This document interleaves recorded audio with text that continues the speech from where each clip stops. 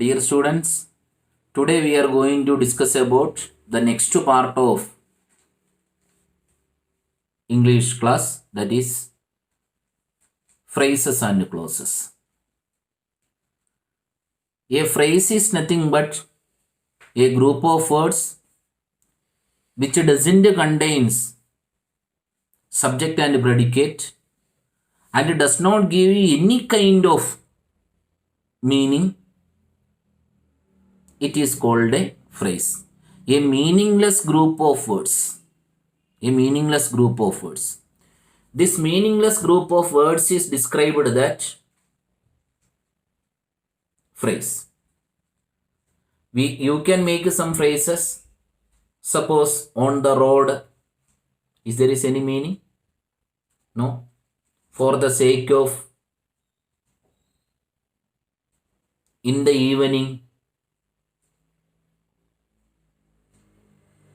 On the dot of. This etc. all called a phrase. So remember, phrases, different type of phrasal verbs are there.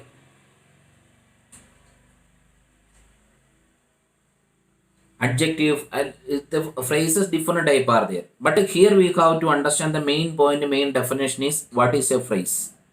In depth we will discuss later. A group of words which does not contain subject and predicate and doesn't give you any meaning. It is called a phrase. A phrase is nothing but a meaningless collection of words. A meaningless collection of words. Suppose if you take 4 or 5 words, it must give us a subject, it must give us a verb, and it must give us a complete meaning of the relation between subject and verb. These all the things we can't get from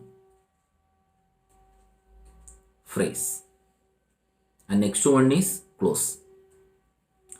Clause is somewhat equal to sentence. Many of the case, clause can be compared to sentence, but it has its own definition. The definition is that a group of words which contains subject and predicate. Come back again. A group of words which contains subject and predicates, but does not give you a complete meaning unless it depends on a main sentence. Unless it depends on a main sentence. Listen. A group of words which contain subject and predicates,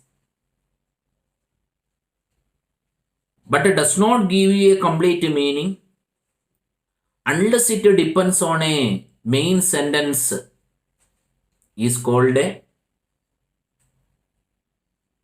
clause. Did you write the definition? A group of words which contains subject and predicates,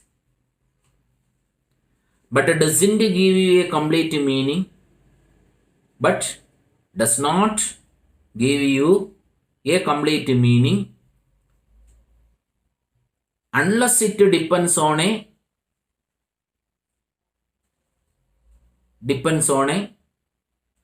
main sentence is called a clause.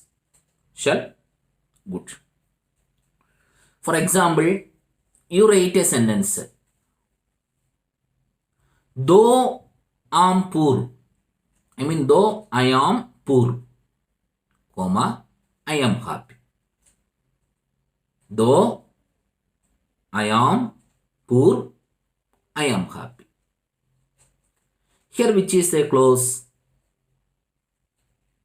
Which is a clause?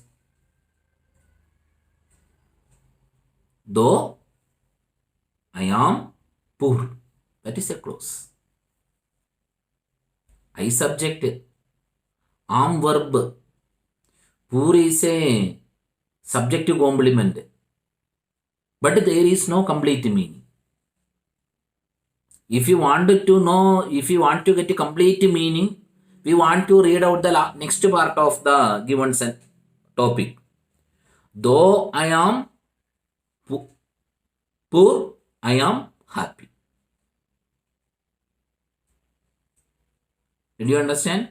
Such a kind of presentation is called a clause. Since it is raining, I stay indoor. Since it is raining, I stay indoor. Here, which is the clause? Since it is raining, that is a clause. Did you understand?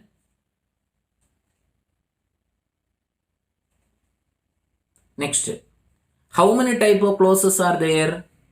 Clauses are of two types. One is principal clause and another one is subordinate clause. An important part. One is principal clause and another one is subordinate clause. What is called a principal clause? Principal clause is nothing but a sentence. Principal clause itself a sentence because it has a proper subject and it has a finite verb. Finite verb. Finite verb means already 10th class students knew. What is called finite verb? A verb which has a tense. Tense. Because V1 and V2 form of the verb is described that finite verb. A principal clause refers to a group of words which contain subject and predicates, and it gives a complete meaning. It gives a complete meaning.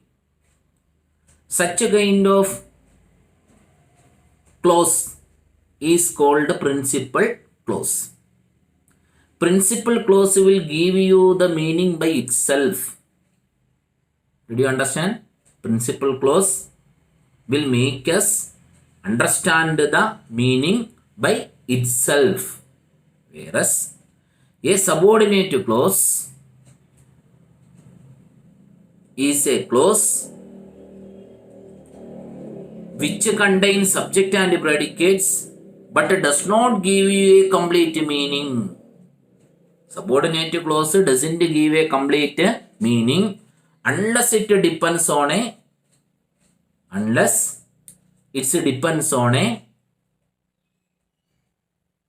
main clause. A subordinate clause doesn't give a complete meaning unless it depends on a main clause or otherwise principal clause. And principal clause di sahayam leka subordinate clause tani పూర్తి meaning ని తెలియచేయదు. Subordinate clause di meaning మనకు తెలియాలంటే we must need to have a principal clause. Subordinate clause తో పాటు ఏముండాలి? Principal clause ఉండాలి. Principal clause అంటే ఏంటి? What is the meaning of principal clause? Nothing but a meaningful sentence. Because it has a subject by its own as well as it has a predicate by its own. This predicates always contain a finite verb. So here I am going to give you one or two examples which help you understand what is a principal clause and subordinate clause. Right? Though I am poor, I am happy. Here, first sentence you see, though I am poor, I am happy. Though I am poor is a subordinate clause. I am happy is a principal clause. As he was ill it is a subordinate clause. He couldn't go to school is a principal clause. Unless you work hard, it is a subordinate clause. You will fail is a principal clause. Since it is raining, subordinate clause. She stays indoor, principal clause. We stopped trying, principal clause. Because it was very hard. Is a subordinate clause. I think you understand what is the meaning of a principal clause and a subordinate clause. Subordinate clause always incomplete, whereas a principal clause is always complete. A principal clause itself will give you complete meaning, whereas a subordinate clause will not give meaning by itself. If the subordinate clause wants to give you a complete meaning, it needs the support of principal clause.